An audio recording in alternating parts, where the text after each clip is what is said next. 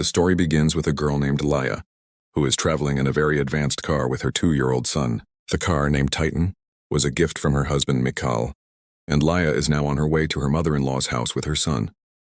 Laya starts exploring the features of this new car and discovers that its AI system, Sky Eye, is extremely advanced. She sees that Mikhail had used the car earlier to go to a hotel with some friends, and there was a girl with him. She begins to suspect her husband, and right then Mikhail calls on a video call. He tells her, "There's an app for this car called Titan. I've downloaded it onto your phone. You can control the entire car from your phone." Just then, someone knocks on Mikhail's hotel room door, and he says goodbye and leaves to open it. By now, Laya's suspicion has completely turned into certainty. Her husband is cheating on her. On the way, Laya stops at a store to buy some things with her son. She goes inside the store with him. Meanwhile, she notices a man outside peering into her car. However, since she has the phone that controls the car, she activates the mode that makes the car impenetrable, essentially transforming it into a sealed bunker. Just as Laya is about to continue shopping, she suddenly realizes her son is nowhere to be seen. Panicked because her son also has asthma, she rushes outside and finds him playing with a group of girls. Enraged, Laya starts yelling at them and the girls begin to move toward her. But Laya grabs her son, gets into the car, and activates the bunker mode. She then drives away. Afterward, Laya calls her best friend, who says she's currently at a hotel. This makes Laya suspicious that her best friend might be with Mikhail, that the two of them are having an affair. Laya also realizes there's someone else in her best friend's room. She insists, "Show me his face," but her best friend refuses and hangs up. Laya's distress deepens. However, Laya has now reached her mother-in-law's house. Instead of going inside, she decides to drive straight to the hotel where Mikhail stayed so she can catch him red-handed. She starts speeding toward it. The car's AI system warns her, "There's an accident ahead. We should take another route." But she wants to reach the hotel as quickly as possible. Laya tells the system, "Show me the shortest route," and the car turns onto a shortcut, a desolate, dark road where she can hardly see anything.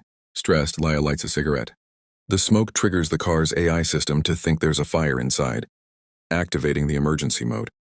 Even though Laya says, "I just lit a cigarette," the system doesn't understand. So Laya takes full manual control. The car is now in manual mode. At that moment, Laya's son starts coughing because he has asthma and cannot tolerate the smoke. Laya throws away her cigarette. Her son is crying, so she gives him her phone to distract him. Suddenly, Laya's car collides with an animal. The car comes to a stop. This car is so strong that even falling off a mountain wouldn't damage it, although Laya shouldn't have gotten out. The car is now in manual mode, so she wants to step out and see what's underneath. She gets out and sees a deer trapped under her car. Meanwhile, inside the car, her 2-year-old son, who has her mobile phone, opens the Titan app and accidentally switches on Vault mode. Activating Vault mode means the car seals itself completely. No one can enter from outside, and no one can exit from inside. Essentially, the entire car transforms into a bunker. Outside is his mother, Laya. Laya doesn't know how to open the doors. She sees that her son still has the app open and tries to signal to him to turn off Vault mode, but her son is only 2 years old. He can't understand these things. Just then, the phone slips from his hands, and he can't pick it up because he's strapped into his seatbelt. A 2-year-old doesn't know how to unbuckle a seatbelt. Laya grows extremely anxious outside. She tries to smash the window with a rock, but this is the world's strongest and safest car. Its windows are unbreakable. Laya is completely distraught. She remembers seeing a powerhouse earlier. She goes there for help, but no one is inside. Although there's a phone, it's dead. Laya starts heading back to the car, but then she senses an animal nearby. She quickly climbs onto the car's roof. However, the animal isn't going to leave easily. It attacks the car, triggering the alarm, and the animal eventually runs away. Somehow the night passes, and afterwards, Laya sees that she is surrounded by forest on all sides. There's no help nearby. Then she remembers seeing an airport sign along the way, where she might find assistance. This thought brings her some relief. But now the outside temperature is very high, and her 2-year-old son inside the car is wearing woolen clothes, making him extremely hot. Laya is at a loss for what to do, so she takes off her jacket and places it on the sunroof, as that's where the sun is beating down and causing the heat. Then Laya sets off towards the airport. After walking for hours, she still sees no sign of the airport. She is exhausted and thirsty. Fortunately, Laya's luck holds, and she finds a stream from which she drinks water. After that, she continues walking and soon reaches the airport. However, she sees that this airport is a deserted airport. There's nothing there except a few broken-down planes. She enters a plane and tries to use the plane's radio to make contact, but the radio isn't working. There she finds a bottle.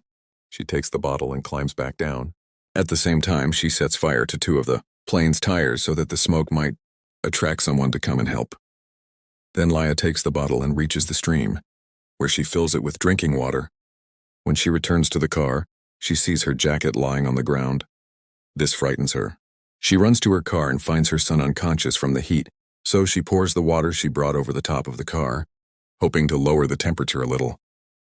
Although the car's fan is running, the air conditioner is off, which is why her son was overheating.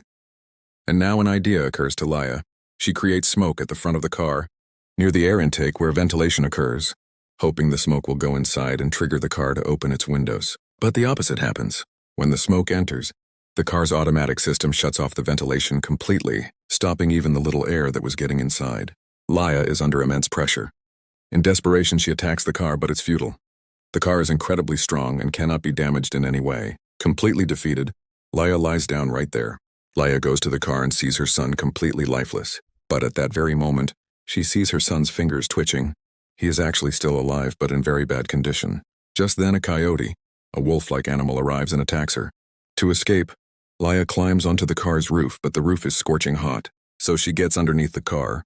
There the coyote attacks her, but she soon realizes the coyote came for the deer trapped under her car, so she pulls the deer out.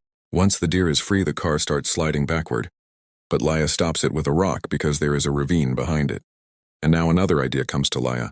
Why not push the car over the edge so that the car's AI system believes an accident has occurred and, thinking it's a crash, opens the doors? She had heard about this feature from the company. She is also confident the car is strong enough that even falling from a height will not harm her son. So she does just that. She pushes the car over the edge into the ravine. And now, while the car is in the air, the car's AI system detects that it is airborne, which means the car is in an accident.